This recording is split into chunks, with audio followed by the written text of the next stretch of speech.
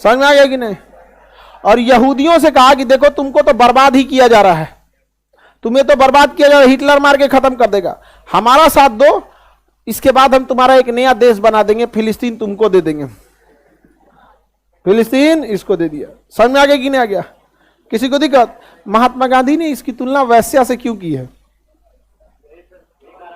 समझ में आ गया कि नहीं आ गया? बाज और वैश्या से तुलना किया है सबका। आगे बढ़े तो बताइए, एक कई वादा किया गया किसको लेके? जब युद्ध खत्म हुआ तो फाइनली फिलिस्तीन के को यहां पर यहूदियों को बसा दिया गया। फिलिस्तीन के पास किसे बसा दिया गया?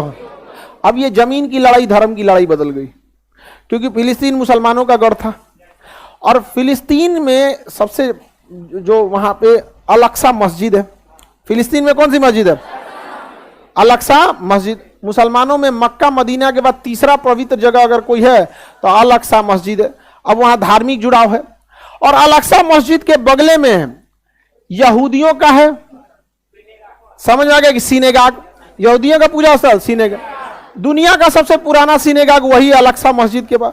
अब यहूदी कह रहा है कि हमारा होना चाहिए, मुसलमान कह रहा है हमारा होना चाहिए भैया। यहाँ पे समझ में आया कि नहीं आएगा? और दोनों के लिए धार्मिक चीज। समझ में आ रहा है कि नहीं आ रहा? जैसे हिंदू धर्म में मथुरा है, अयोध्या है, केदारनाथ है, बद्रीनाथ है, वैसे इस्लाम में क्या है? मक्का है, मदीना है और अल-अक्सा मस्जिद। आप बताइए फिलिस्तीन में अल-अक्सा मस्जिद को छोड़ेगा मुस्लिम? जबकि फिलिस्तीन तो उसी का था। अब ब्रिटेन में क्या किया? जबरदस्ती बसाया। कैसे जबरदस्ती? पाकिस्तान बसा दिया। बसा नहीं दिया जी। अब हम लोग चिल्लाते रह जाए पाकिस्तान हमारा हमारा, चिल्लाते रहो, यहाँ बसा के चल दिया वहां पर। और ईसाइयों का भी पवित्र जगह है वो। फिलिस्तीन का एक जगह है जेरूसलम, फिलिस्तीन का जगह है जेरूसलम।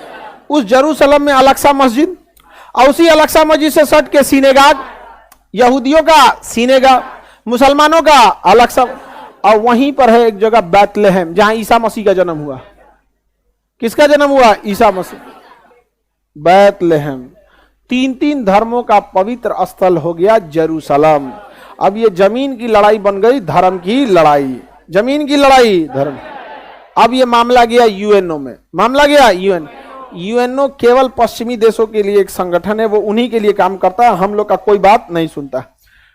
चलो यूएनओ कहा कि एक काम करो, 51% दे दो किसको? यहूदियों को 51% दे देते हैं हम इजराइल को, कहे कि तुम अपना देश बना लो। अब 49 दे देते हैं किसको? मुसलमानों को, फिलिस्तीन को।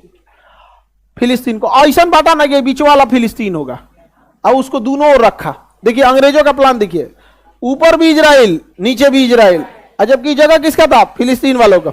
अटल बिहारी एक बार हम बोल दिए थे कि फिलिस्तीन रियलिटी बता दिए, तो कई को कह रहा है कि ये देखिए ये फिलिस्तीन वालों का साथ दे रहा है, सऊदी अरब वालों का साथ दे रहा है।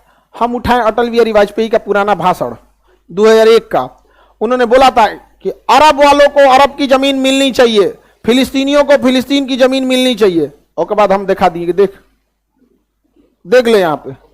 समझ में आ गया कि नहीं आ गया? जो हमारा प्रधानमंत्री बोल रहे हैं तो हमको बोलने में क्या जाता है? अब हम कहें कि कुछ ऐसा बात बोले कि तुम खुश रहो, नहीं तो तुम खुश रहो, बाहर में जाओ तुम खुश रहो। समझ में आएगी नहीं आएगा? हम लोग शिक्षक है, खुश रहो या मत खुश रहो, जो है वो बताएंगे हमें आपको।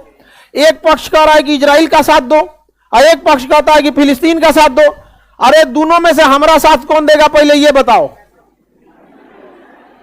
ना फिलिस्तीन हमारा रिश्तेदार ना इजराइल हमारा रिश्तेदार, हमारे लिए कौन मुसीबत में खड़ा रहेगा? हम उसका साथ देंगे।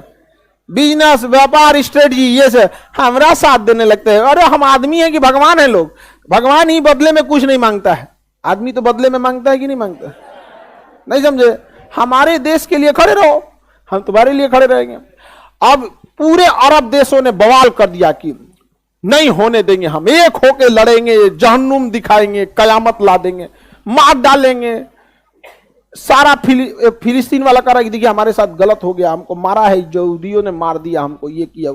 सारा अरब देश एकवट गया और सऊदी अरब तो पूरा करकरा के लगा था इनको, क्योंकि इनको कहा था कि इजराइल इनको मिलने वाला है। यहाँ पे सब मिलकर हमला कर दिया किसके ऊपर? इजराइल का। इस लड़ाई में इजराइल, ये लड़ रहे थे लोग जीतने के लिए, ये सातों देश 6 देश मिलकर लड़ रहे थे जीतने के लिए, और इजराइल लड़ रहा था अपना अस्तित्व बचाने के लिए, क्योंकि अगर यहां से उजड़ा तो दुनिया से उजड़ जाएंगे। इन यहूदियों ने मिलकर इन 6 देश को हरा दिया यहां पर, और 49% के बाद 84% का